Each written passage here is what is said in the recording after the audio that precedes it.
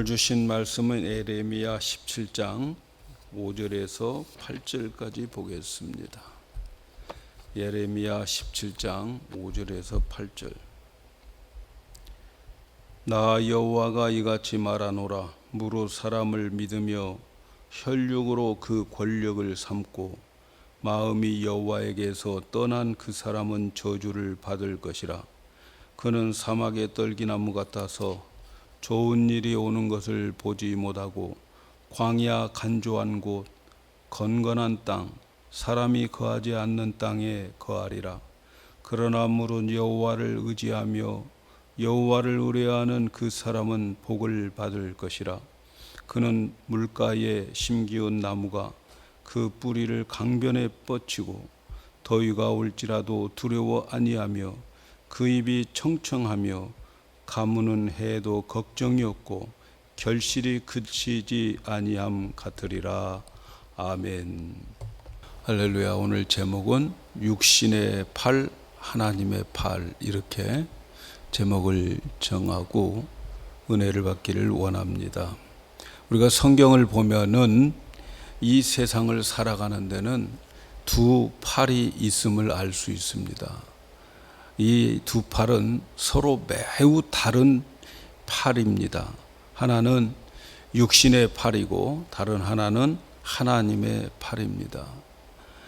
육신의 팔은 우리가 일하는 것이고 다른 하나는 하나님이 일하는 것을 말합니다. 육신의 팔은 인간의 생각과 인간의 노력, 계획에 기반을 두고 하나님의 팔은 하나님의 계획과 하나님의 능력에 기반을 둡니다.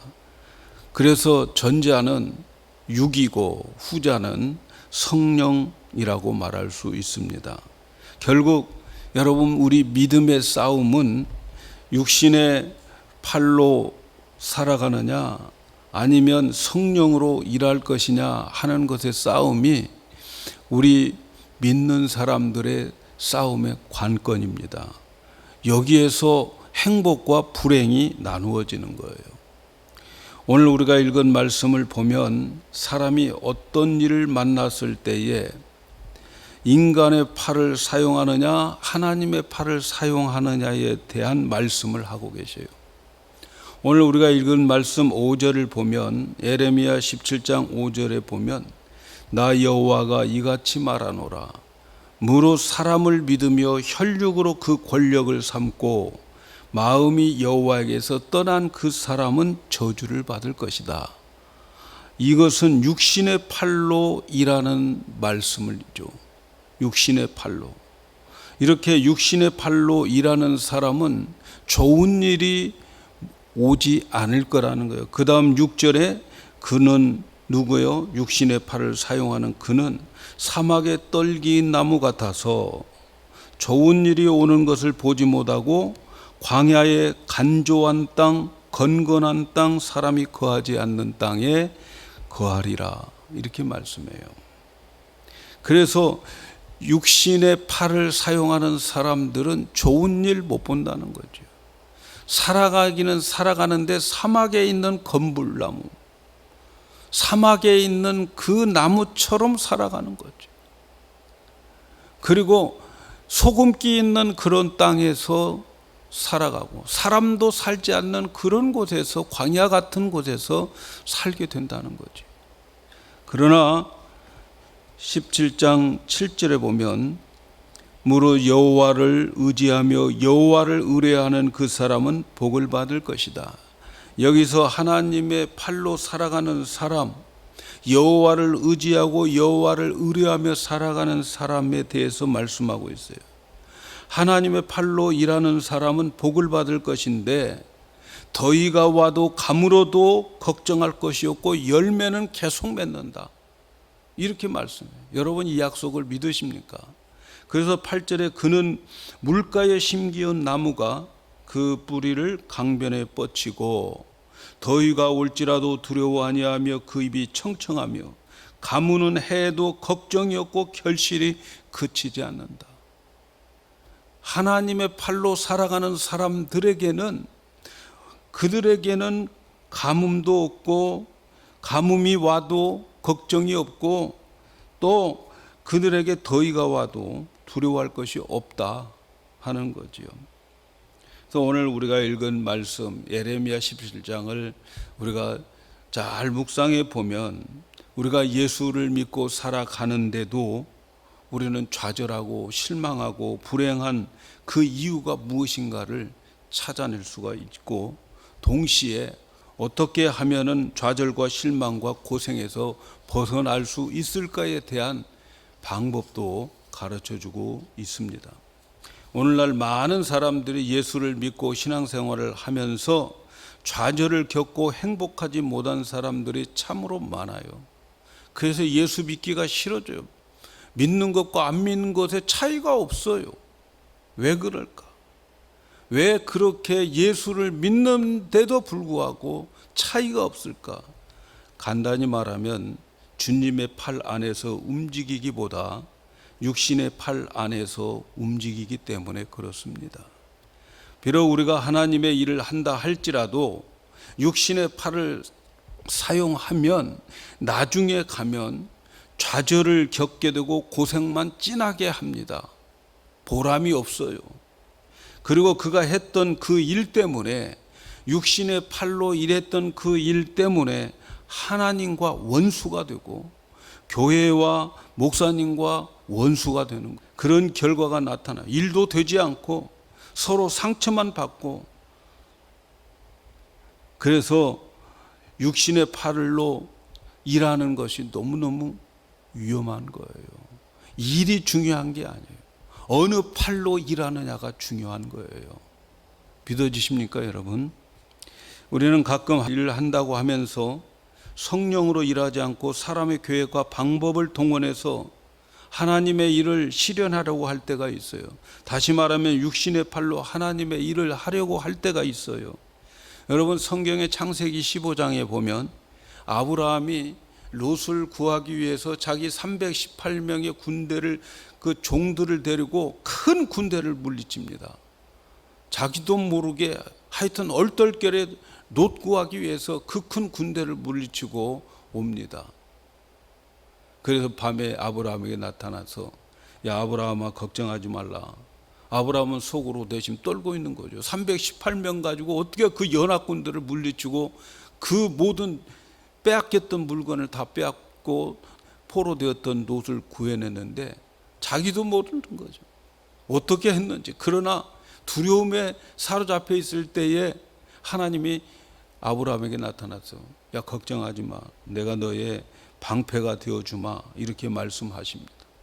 이때 아브라함이 하나님에게 좀 따집니다. 하나님, 나에게 자식 준다고 했는데 나에게 자식도 안 주고, 그래서 나는 지금 내가 데리고 있는 엘리에셀이라고 하는 이 종에게 내 상속권자로 삼고 그에게 내 재산을 주려고 생각합니다.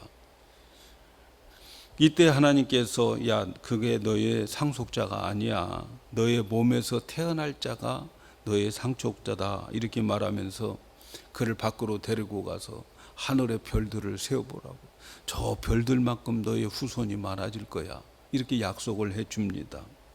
자, 그런데 그 다음 15장 지나고 16장에 가서 보면 아브라함의 아내 사레가 하나님이 주신다고 그 아브라함의 아들을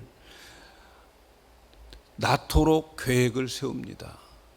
하나님이 주시겠다고 한 아들이 자기 몸에서 안 생기니까 하나님의 아들을 낳을 수 있는 계획을 세워요. 그 계획이 뭐냐면, 이 아브라함의 아내 사레가 데리고 있는 여자의 몸종이 있는데 하갈이라고 하는 그 몸종을 아브라함의 첩으로 들여보내서, 그래서 그 하갈을 통해서 하나님이 주시겠다고 하는 그 아들을 낳자는 거죠. 아브라함은 그 말에 또 넘어가요. 그래서 그들은 하갈을 통해서 아들을 낳는데 이런 일련의 사건을 육신의 손으로 난 아들인 거죠. 이런 것들이 하나님의 일을 한다고 하면서도 육신의 생각과 육신의 마음에서 계획되어서 나오는 일들이 바로 육신의 손으로 하는 그러한 방법이에요. 그런데 바로 이 육신의 팔로 하나님을 그 일을 하고자 했던 이 아브라함은 마침내 이스마엘이라고 하는 아들을 낳은 거예요. 하가를 통해서 이스마엘을 낳았는데 그 이스마엘은 육신의 팔로 낳은 아들이죠. 그런데 하나님께서 그 다음 창세기 17장에 가서 아브라함에게 나타나셔서 약속을 해줍니다. 사라를 통해서 아들을 낳을 거야. 그리고 이름까지 지어주는데 그 아들을 이삭이라고 할 거라고. 이름까지 지어주면서 그리고 아브라함은 열국의 아버지가 될 것이다. 이때 아브라함에서 아브라함으로 바꿔줍니다. 사라에서 사라로 바꿔지는 거죠. 여기서 이스마엘은 육신의 생각과 계획으로 난 아들이고 육신의 팔로 난 아들입니다. 그러나 잉태하지 못했던 사레가 이삭을 낳은 것은 하나님의 생각이자 하나님의 계획이었습니다. 이스마엘은 인간적인 노력으로 그 육의 자녀를 낳게 되고, 반면에 이삭은 아브라함의 그 아내 사라를 통해서 난 이삭은 하나님의 계획으로, 하나님의 능력으로, 하나님의 약속된 자녀, 성령의 자녀인 거죠. 아브라함은 하나님의 약속이 성취될 때까지 기다렸어야 되는 거예요. 그런데 사레가 육신의 생각으로 하나님의 약속이 더뎌지니까 하나님을 돕고자 하는 마음에서 하나님의 약속을 조금이라도 보탬이 주고자 하는 마음에서 인간적인 생각을 가지고 아들을 얻으려고 자기의 몸종인 하가를 통해서 육신의 아들을 낳아버린 거지요. 그런데 아브라함이 100살이 되었어요. 이제 아무것도 낳을 능력도 없고 사라는 90살. 아무 생산할 능력이 없는데 하나님의 계획대로 하나님의 능력으로 약속된 아들을 사라를 통해서 이삭이 태어나게 됩니다. 그러나 이삭이 태어나자마자 이스마엘을 얻은 아브라함의 가정은 어떻게 됩니까? 불화가 시작되는 거예요. 불화를 가져오는 가정이 시끄러워졌어요.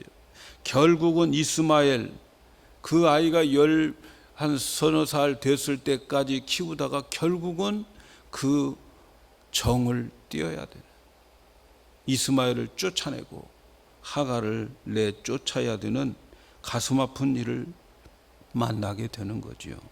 그리고 오늘날까지 이스라엘은 지금도 그 이스마엘과 이삭의 후손들의 싸움이 지금 저렇게 시끄러워지고 있는 거예요.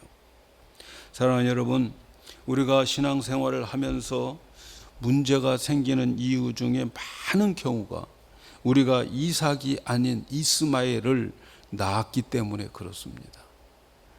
다시 말하면 자신의 생각과 계획을 실행하려고 하나님의 생각과 계획을 보여줄 때까지 기다리지 않고 그런 육신의 손으로 낳은 이스마엘의 그 결과를 거둠으로 인해서 문제가 생기는 거예요.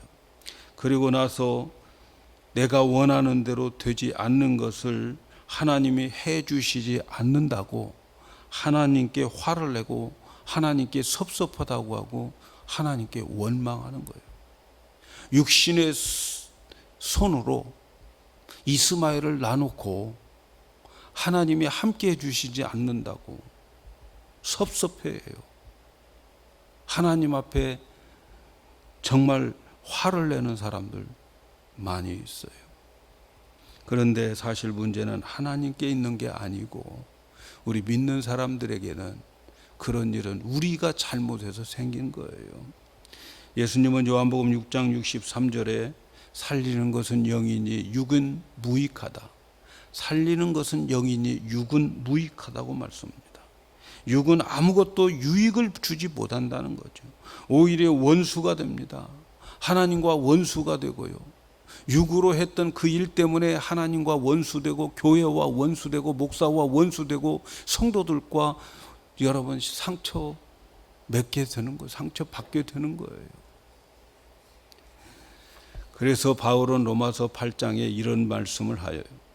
로마서 8장 6절 이하에 보면 육신의 생각은 사망이요 영의 생각은 생명과 평안이니라. 육신의 생각은 하나님과 원수되나니 이는 하나님의 법에 굴복지 아니할 뿐만 아니라 할 수도 없습니다. 육신에 있는 자들은 하나님을 기쁘게 할 수 없느니라. 여러분, 육신의 생각과 마음으로 무슨 일을, 아무리 좋은 일을 교회를 위해서 정말 생명을 바쳐도 육신의 생각과 마음에서 나온 그것은 원수되고 마는 거죠. 하나님과 원수되고요, 교회 원수되고요, 목사와 원수되고요, 성도들과 상처 맺게 되는 거예요. 왜냐하면 바울은 이걸 알았어요. 육신의 속에는 선한 것이 거하지 않기 때문이다, 이렇게 말해요. 로마서 7장 18절에 내 속 곧 내 육신에 선한 것이 거하지 아니한 줄 아노니 원하는 것은 내게 있으나 선을 행하는 것은 없노라. 우리에게 옳은 것을 행하려고 하는 의향과 욕구는 우리에게 있지만 그러나 그것을 실행할 능력이 내게 없다는 것을 바울은 아는 거죠. 행하기를 갈망하는 나에게 선은 행하지 않고 오히려 행하고 싶지 않은 악한 일들은 수두룩하게 우리가 행하고 살고 있는 게 육신을 가진 우리들의 현주소예요.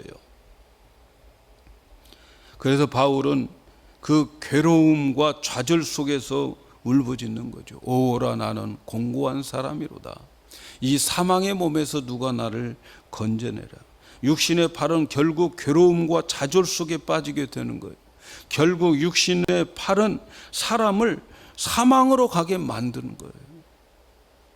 사랑하는 여러분, 육신의 팔이 이렇게 되기 때문에 우리에게 환난과 시련을 통해서 하나님은 훈련을 시켜주시는데 그 훈련이 뭐냐면 정말 인간의 힘으로 할 수 없는 큰 어려움을 만나게 되는 거죠. 그래서 고린도후서 1장 8절 9절에 보면 형제들아 우리가 아시아에서 당한 환난을 너희가 알지 못하기를 원치 아니하노니 심에 지나도록 심한 고생을 받아 살 소망까지 끊어지고 우리 마음에 사형 선고 받은 줄로 알았다.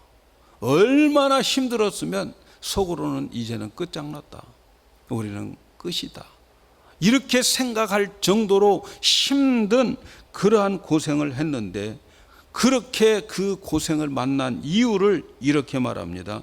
이는 우리가 자기를 의뢰하지 말고 오직 죽은 자를 다시 살리시는 하나님만 의뢰하게 함이라. 여러분, 우리가 사망에 이를 만큼 사형 선고를 마음에 받을 만큼 그 어렵고 힘든 일을 우리가 당하는 그 이유, 하나님이 허락하신 그 이유는 뭐예요?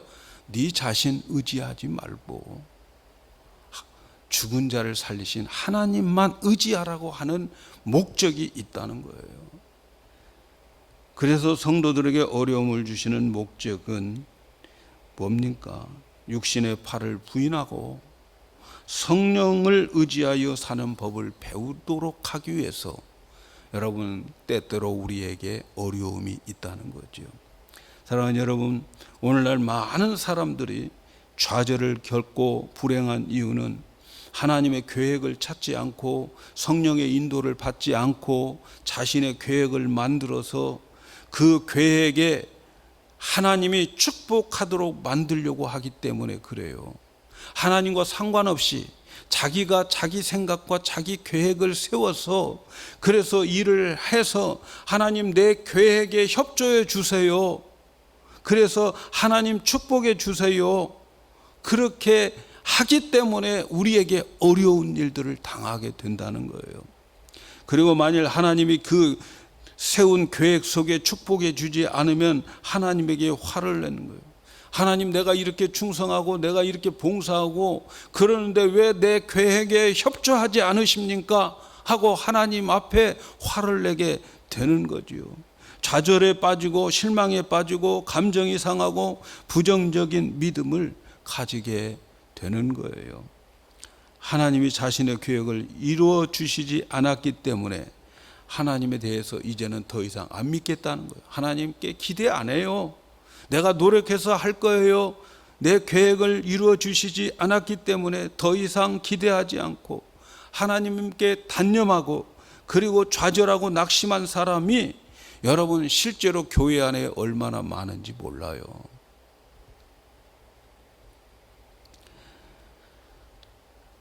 우리는 하루속히 육신의 팔을 내려놓아야 됩니다. 이제 우리는 다시 지금까지 배웠던 옛 언약과 새 언약, 행위의 언약과 은혜의 언약을 다시 한번 기억해야 돼요. 앞에서 아브라함의 가정에 대한 이스마엘과 이삭에 대한 말씀을 드렸어요. 하갈은 이스마엘을 낳고 사라는 이삭을 낳았는데 신약 성경에는 이 두 사건을, 두 아들을 낳는 이 사건을 바울은 두 언약으로 설명하고 있어요. 갈라디아서 4장 22절에서 24절에 보니까 기록된 바 아브라함이 두 아들이 있으니 하나는 계집 종에게서 하나는 자유하는 여자에게서 낳다 하였으나 계집 종에게서는 육체를 따라 낳고 자유하게 하는 여자에게서는 약속으로 말미암았느니라. 이것은 비유니 이 여자들은 두 언약이라. 하나는 신의 산에서부터 종을 낳은 자니 곧 하가라. 여러분, 여기에서 아브라함에게 이삭과 그리고 이스마엘을 낳고 하갈과 사라를 통해서 낳은 이것은 비유라는 거죠. 구약의 비유였어요. 무슨 비유예요? 한 사람은 이스마엘, 하갈은 육신의 손으로 육체를 따라 낳았고, 그리고 사라는 90살 때, 아브라함이 100살 때 낳은 아들은 하나님의 계획과 하나님의 능력으로 낳은 아들이라는 거죠. 근데 이 두 가지가 바로 하나는 자기의 행위로서 낳으려고 했던 행위 언약, 옛 언약, 이것은 하갈과 이스마엘이고, 그리고 자기의 능력과 자기의 생각과 전혀 상관없이 하나님이 은혜 주셔서 하나님이 계획하시고 하나님의 능력으로 낳게 한 사레와 이삭은 은혜 언약, 새 언약이라는 거예요. 여러분, 새 언약 소리 또 자주 또 들어야 될 때가 됐죠. 다 잊어버려가지고. 하나님께서는 이 두 언약을 통해서 우리에게 설명해 주고자 한 게 뭡니까? 우리는 행위 언약으로 살아가는 자들이 아니라는 거죠. 우리는 은혜 언약으로 살아가는 자들이라는 거죠. 그래서 오늘 말씀에 그런 사람, 육신의 팔로 행위의 언약으로 살아가는 사람들에게는 좋은 일이 안 온다는 거예요. 그래서 여러분, 오늘 우리가 읽은 말씀 6절에 보면 그는 사막의 떨기나무 같아서 좋은 일이 오는 것을 보지 못하고 광야의 건조한 곳, 건건한 땅, 사람이 거하지 않는 땅에 거하리라. 육신의 발은 좋은 일이 오지 못한다는 거죠. 혹시 여러분 가운데 여러분들이 진행하고 있는 어떤 일이 잘 안 되십니까? 혹시 여러분 가운데 열심히 말씀대로 살려고 하는데 뒤돌아보면 완전히 반대로 살아가면서 괴로워하시는 분들 안 계십니까? 성경 읽으려 된다고 생각하는데도 성경이 안 익혀지고요. 주님과 동행하려고 하면 할수록 세상과 동행해지는 자신의 모습을 보지 않습니까? 저는 그런 유혹을 너무 많이 받아요. 나중에 제가 깨달은 게 뭐냐면, 이것도 내가 성경을 읽는 것도 내 육신의 팔로 읽으면 안 되는구나. 내가 주님과 동행하는 것도 육신의 팔로 동행해서는 안 되는구나 하는 것을 깨닫게 되는 거예요. 어느 한 가지라도 우리는 육신의 팔로 살아갈 수가 없구나 하는 것을 깨달아지는 거지요. 하나님 한 분으로 즐거워하고 기쁨으로 얻으려고 하는데 지내놓고 보면 세상 것 때문에 더 기뻐하고 즐거웠어요. 왜 이렇게 우리는 살아갈까요? 자신을 냉정하게 살펴보면 이 모든 것들도 육신의 팔로 살려고 했기 때문에 그래요. 오늘 저와 여러분은 이 육신의 팔을 내려놓기를 바랍니다. 그거 잘라버리시기를 바라요. 그래서 우리는 이런 마음을 바꿔야 됩니다. 육신의 팔로 사용하고 있는지 살펴보면서 육신의 팔로 사용하고 있다면, 팔을 사용하고 있다면 우리는 마음을 바꿔야 돼요. 어떻게 바꿔야 될까요? 마음을. 내가 모든 것을 혼자서 분투하고 애쓰고 노력하여서 하나님으로부터 용납받으려고 하는 생각을 바꿔야 돼요. 나 혼자 열심히 노력해가지고 그래서 그것을 이루어서 하나님 앞에 인정받으려고 하는 이 마음을 바꾸셔야 되는 거예요. 바꾸셔야 돼요. 무엇보다도 모든 것을 스스로 해서 하나님께 인정받으려고 하는 생각을 바꿔야 됩니다. 하나님 앞에서 겸손하자는 거예요. 그리고 하나님이 일하시도록 해야 돼요. 하나님이 일하시도록 자리를 비워 드려야 돼요. 내 안에 계신 성령님이 이끌어 일할 수 있도록 내 모든 것을 내려놓아야 돼요. 내려놓아야. 그러기 위해서 자신을 하나님 앞에서 낮추고 우리 눈에 보이는 염려, 근심 이런 것들을 하나님께 맡겨버리고 하나님이 처리할 것을 믿음으로 맡겨버려야 되는 거예요. 하나님이 우리에게 요구하시는 것은요, 뭘 하라가 아니라 믿으라는 거예요. 믿으라. 여러분, 하나님께서 오늘 성도들에게 요구하는 것을 뭘 하라가 아니고 믿으라는 것 잊지 마시기를 바랍니다. 믿어라. 그리고 인내하라. 그리고 기다려라. 이것이 하나님이 우리에게 요구하는 거예요, 여러분. 오늘날 우리들이 실수하는 것이 무엇이냐 하면은 내가 무엇을 해야 한다는 생각 때문에 그 많은 생각으로 살기 때문에 우리는 실수를 많이 합니다. 행위로 하나님께 어떤 것을 얻어내려고 하는 것, 이것이 문제라는 거예요. 행위로 하나님 앞에서 무엇인가 얻으려고 하는 것, 이게 문제예요. 이것은 옛 언약이고 행위의 언약인 거죠. 우리가 해야 할 행동은 여러분, 하나님이 우리에게 원하는 것은 믿음을 원하는 거예요. 믿으라는 거죠. 그리고 우리가 기도하며 성령의 음성을 듣고 그때그때 들려준 그 음성에 순종하고 그 다음에는 가만히 있으라는 거예요. 기다려라. 이것이 하나님이 우리에게 원하시는 거예요. 여러분, 기독교인들은 어떤 거창한 일을 해내는 자들이 기독교인들이 아니에요. 어떤 업적이나 어떤 일들을 함으로써 그 일을 하나님 앞에서 인정받으려고 하는 것은 기독교가 아닙니다. 여러분, 이 세상의 모든 일들은 다 하나님이 하시는 것임을 믿으시기 바라요. 우리가 한 거라고 생각하는 거 기독교 아니에요. 기독교는 하나님을 믿는 종교예요. 예수님을 믿는 종교. 우리는 우리에게 주어진 책임만 하면 되는 거예요. 오늘 당장 나에게 해줄 것, 해야 될 것, 그것만 하면 되는 거예요. 그리고 일의 마무리는 하나님이 하신다는 것을 믿어야 돼요. 여러분, 믿는다고 하는 것은 우리의 인격 전체로 하나님을 의지하고 하나님의 능력과 지혜와 선하심을 절대적으로 신뢰하고 확신하는 것이 믿음인 거죠. 우리의 존재 전부로, 내 존재 전부로 하나님을 의지하고 그리고 우리에게 이루어질 것을 하나님께 있음을 믿는 것이 믿음인 거죠. 사람들이 예수님에게 어떻게 하면 하나님의 일을 할 수 있습니까? 이러한 질문을 했어요. 요한복음 6장 28절 보니까 저희가 묻되 우리가 어떻게 하여야 하나님의 일을 하오리까? 예수께서 대답하여 가라사대 하나님의 보내신 자를 믿는 것이 하나님의 일이니라.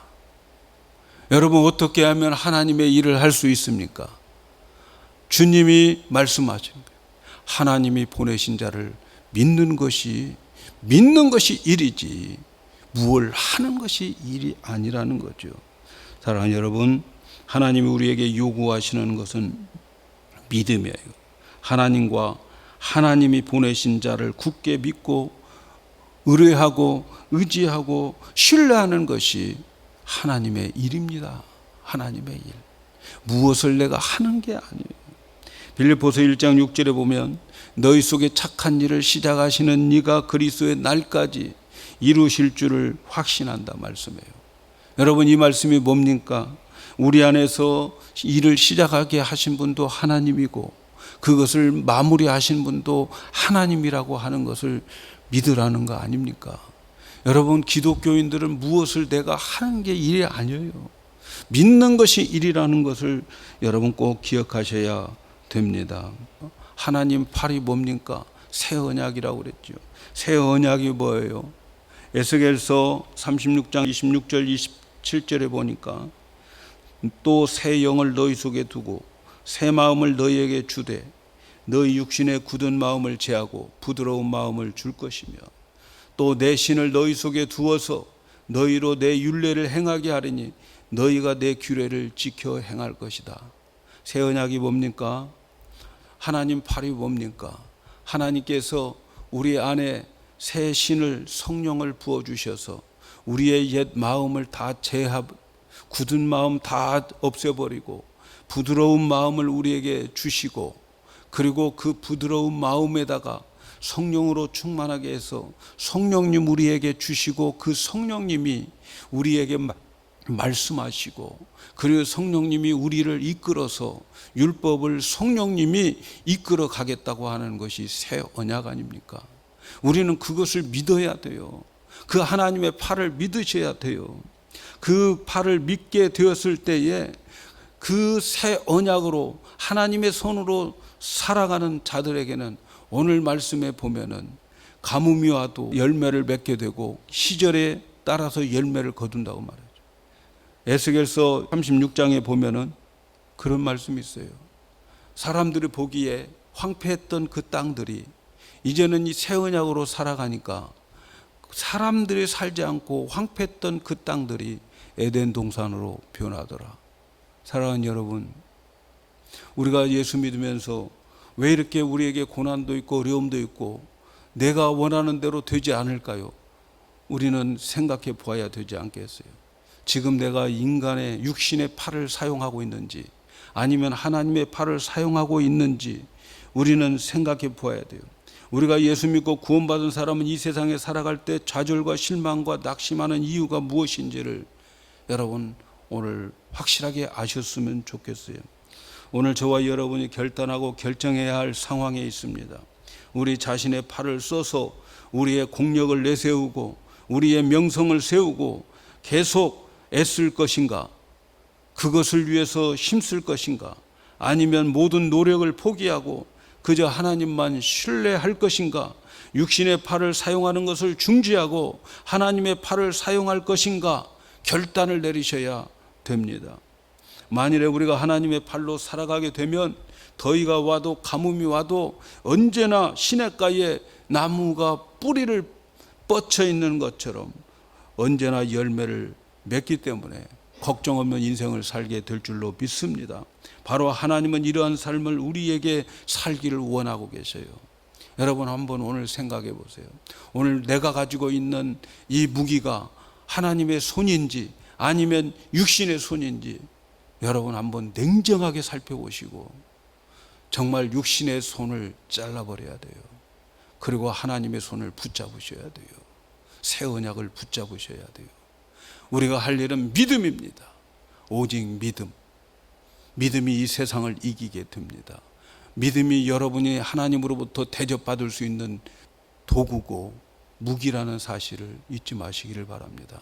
코로나로 인해서 여러 가지 세상이 복잡해지고 있습니다.